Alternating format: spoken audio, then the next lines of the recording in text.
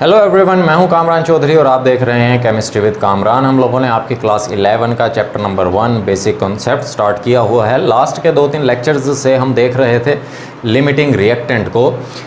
उन लेक्चर्स में मैंने आपको बताया था कि एक केमिकल रिएक्शन होता क्या है, फिर मैंने आपको बताया था कि केमिकल इक्वेशन क्या होती है, रिएक्टेंट्स और प्रोडक्ट्स क्या होते हैं, फिर लिमिटिंग रिएक्टेंट कौन सा होता है और एक्सेस रिएक्टेंट कौन सा होता है। फिर हमने लिमिटिंग रिएक्टेंट्स को आइडेंटिफाई करने के पॉइंट्स देखे कि किन स्टेप्स को फॉलो करते हुए आप लिमिटिंग रिएक्टेंट फाइंड आउट कर सकते हैं।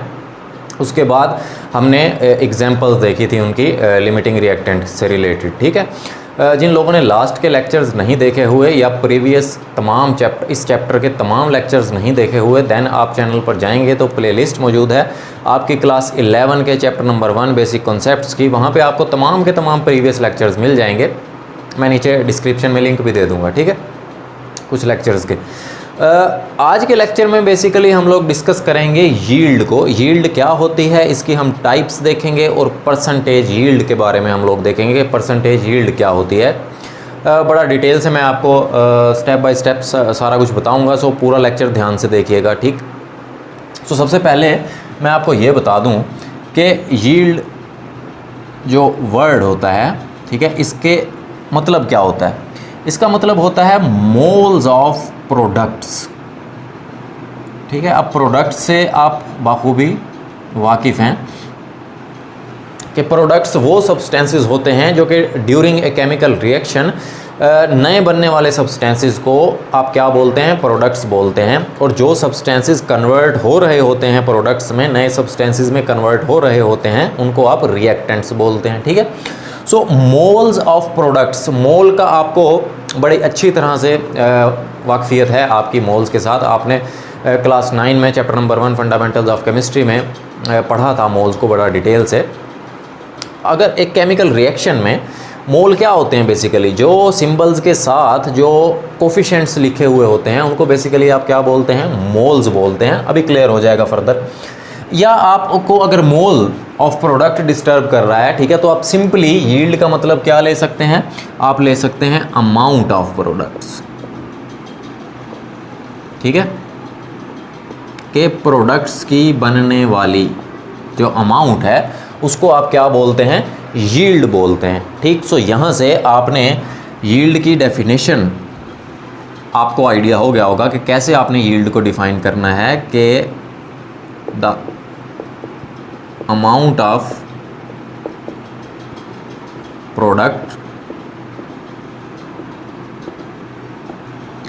obtained during a chemical reaction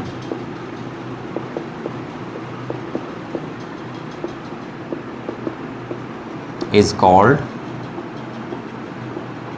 yield।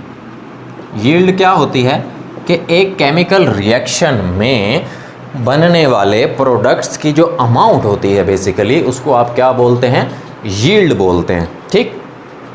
अच्छा, अब आगे हम बात कर लेते हैं इसकी टाइप्स के बारे में कि यील्ड की कितनी टाइप्स होती हैं और कौन कौन सी, ठीक है।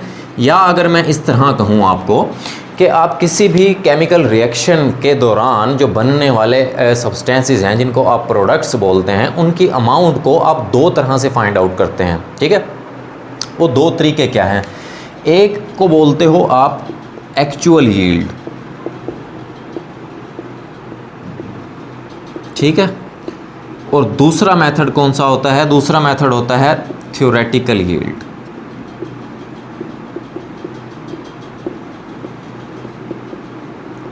ठीक। अच्छा, सबसे पहले हम लोग डिफाइन कर लेते हैं एक्चुअल यील्ड को कि एक्चुअल यील्ड क्या होती है।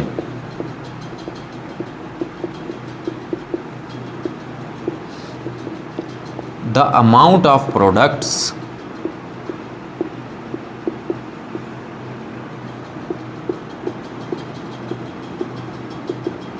obtained during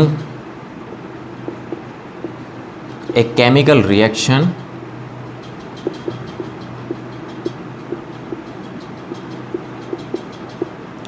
एक्सपेरिमेंटली,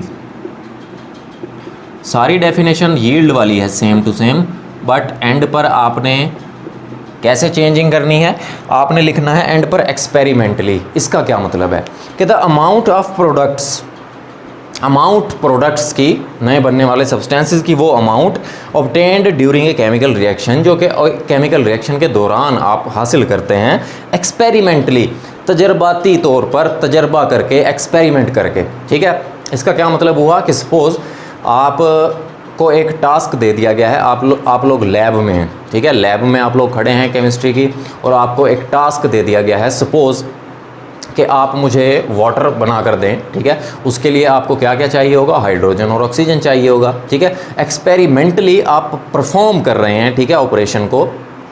उस दौरान जो आप वाटर की अमाउंट प्रोड्यूस करेंगे, अमाउंट आपको मिलेगी उस दौरान, उसको हम क्या बोलेंगे, एक्चुअल यील्ड बोलेंगे। ठीक है, और सेकेंडली जो थ्योरेटिकल यील्ड होती है उसको आप कैसे डिफाइन करते हैं, उसको भी हम देख लेते हैं।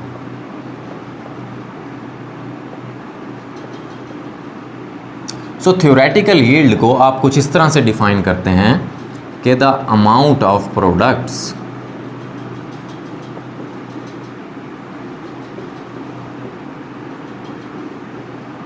obtained during a chemical reaction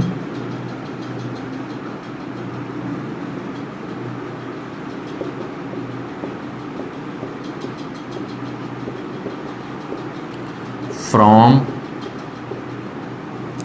a balanced chemical equation।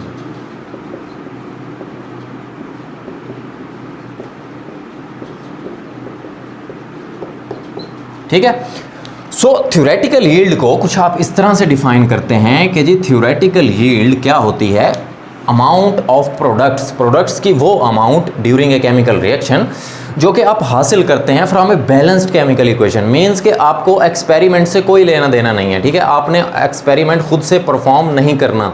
ठीक है, सारे का सारा जो काम करना है आपने, वो सिर्फ एक केमिकल इक्वेशन से करना है। ठीक है, जैसे फॉर एग्जांपल मैं एग्जांपल देता हूँ आपको, हम वाटर वाली ही एग्जांपल ले लेते हैं कि हाइड्रोजन और ऑक्सीजन मिलकर क्या बना रहे हैं, वाटर बन रहा है 2 मोल। ठीक है, अब यहाँ पर आप देखें हाइड्रोजन के कितने मोल्स हैं, 2 मोल्स हैं, और ऑक्सीजन का 1 मोल है। 2 मोल हाइड्रोजन और 1 मोल ऑक्सीजन मिलकर 2 मोल्स वाटर के बन रहे हैं।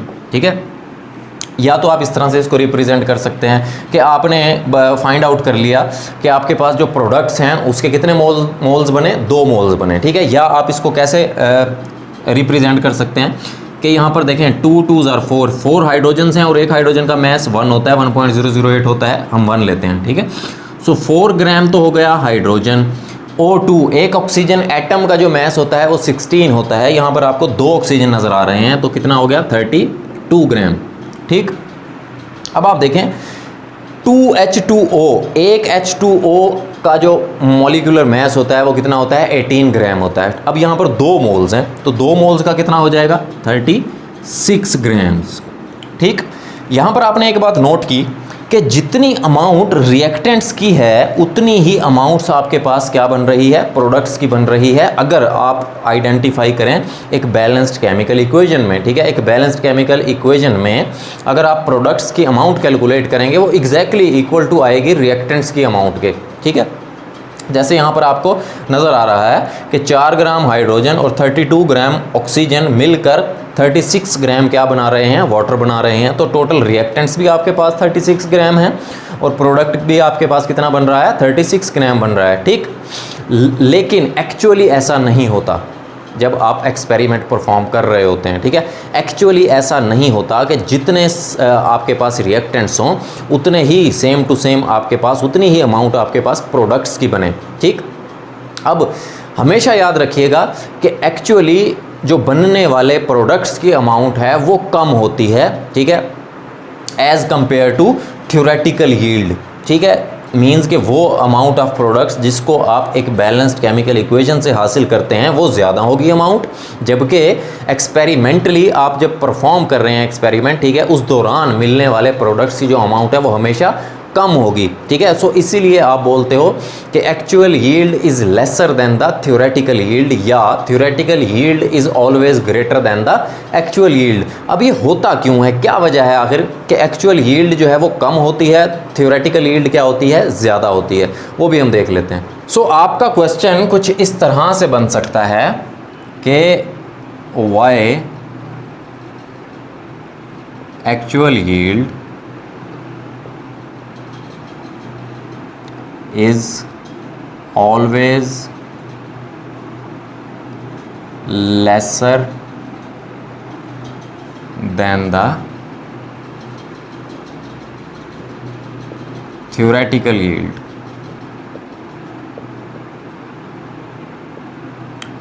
के एक्चुअल यील्ड जो होती है वो हमेशा कम होती है थ्योरेटिकल यील्ड से, क्यों, ठीक है। या यही क्वेश्चन इस तरह से भी पूछा जा सकता है कि why theoretical yield is always greater than the actual yield, ठीक है। सो दोनों तरह से ये क्वेश्चन पूछा जा सकता है। सो इनकी वजूहात क्या हैं उसको हम देख लेते हैं। पहली वजह कि क्यों एक्चुअल यील्ड जो है वो कम होती है, थ्योरेटिकल यील्ड ज़्यादा होती है। Side reactions may produce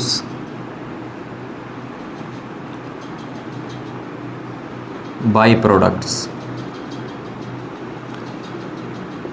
means देखें, आप रिएक्शन करवा रहे थे, डिज़ायर्ड रिएक्शन मीन्स के जो आपके माइंड में चल रहा था कि मैं इन सब्सटेंसेस को मिलाकर मुझे ये प्रोडक्ट्स चाहिए, ठीक है। अब हो सकता है कि आपके जो डिज़ायर्ड प्रोडक्ट है जिसको आप चाह रहे हैं कि ये चीज़ बने, उसके साथ साथ कोई और रिएक्शन स्टार्ट हो जाए, ठीक है। जैसे आप खुली हवा में या लैब में काम कर रहे हैं, सो हो सकता है कुछ सब्सटेंसेस ऐसे हों जो कि एयर में मौजूद जो एलिमेंट्स हैं उनके साथ रिएक्शन कर जाएं, ठीक है।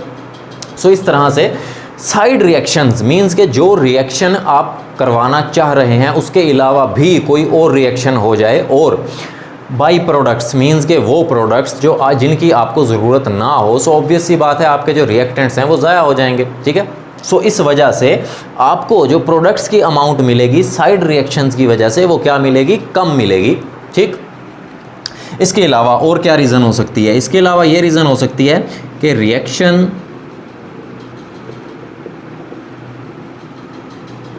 और रिवर्सिबल, कि हो सकता है कि जो आप रिएक्शन करवा रहे हैं वो क्या हो, एक रिवर्सिबल रिएक्शन हो। रिवर्सिबल रिएक्शन कौन सा रिएक्शन होता है, जिसमें प्रोडक्ट्स दोबारा से रिवर्स डायरेक्शन में जाना स्टार्ट कर देते हैं, मींस के प्रोडक्ट्स दोबारा से रिएक्टेंट्स बनाना स्टार्ट कर देते हैं। सो ऐसे रिएक्शन को आप क्या बोलते हैं, रिवर्सिबल रिएक्शन बोलते हैं।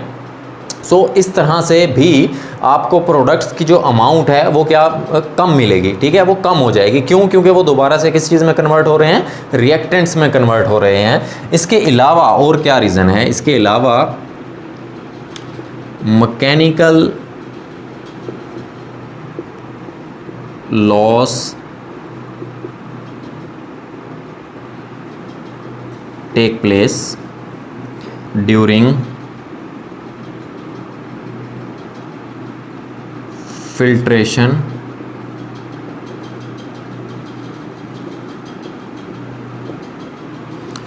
distillation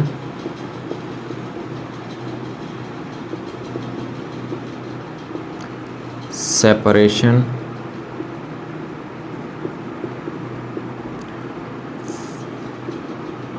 by separating funnel, washing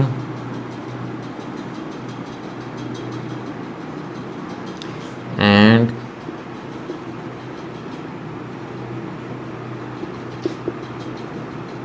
crystallization।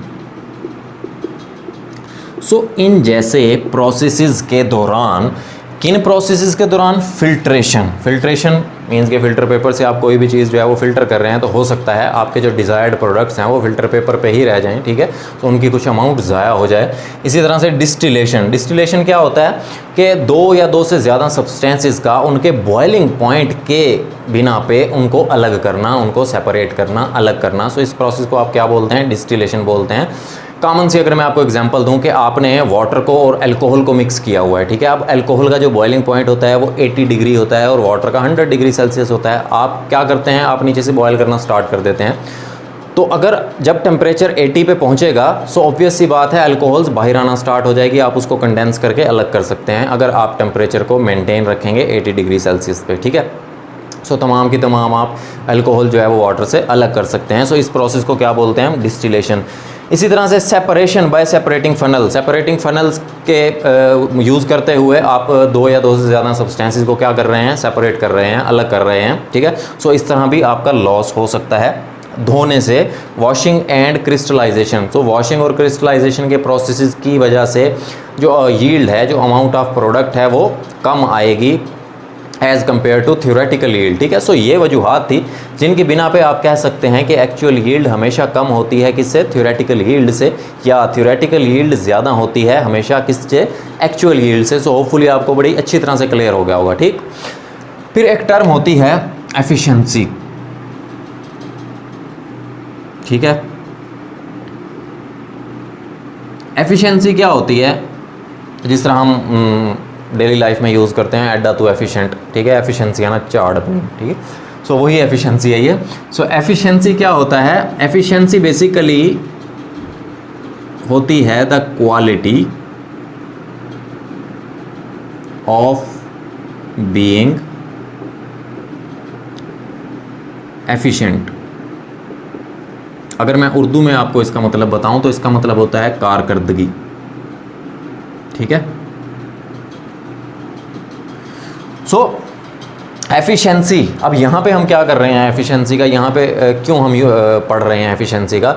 Obvious सी बात है कि आपने रिएक्टेंट्स की अमाउंट ली, ठीक है, और आपकी ये ख्वाहिश होगी कि ज़्यादा से ज़्यादा मींस कि मेरे जितने हो सकें रिएक्टेंट्स जो हैं वो क्या हो जाएं? प्रोडक्ट्स में कन्वर्ट हो जाएं, प्रोडक्ट्स बन जाएं, प्रोडक्ट्स की ज़्यादा से ज़्यादा अमाउंट हासिल हो, ठीक है। सो अब एफिशिएंसी को यहाँ पर आप कैसे कैलकुलेट कर सकते हैं? वो इस तरह से कैलकुलेट कर सकते हैं कि it is expressed by comparing the actual yield and theoretical yield in the form of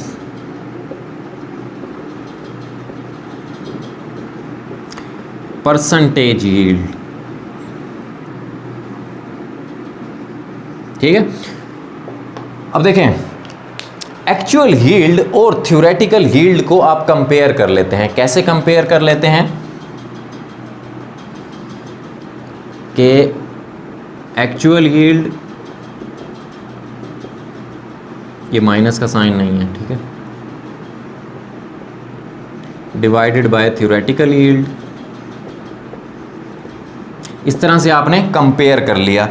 जब आप इसको 100 से मल्टीप्लाई करेंगे तब आप इसको बोलते हैं परसेंटेज यील्ड।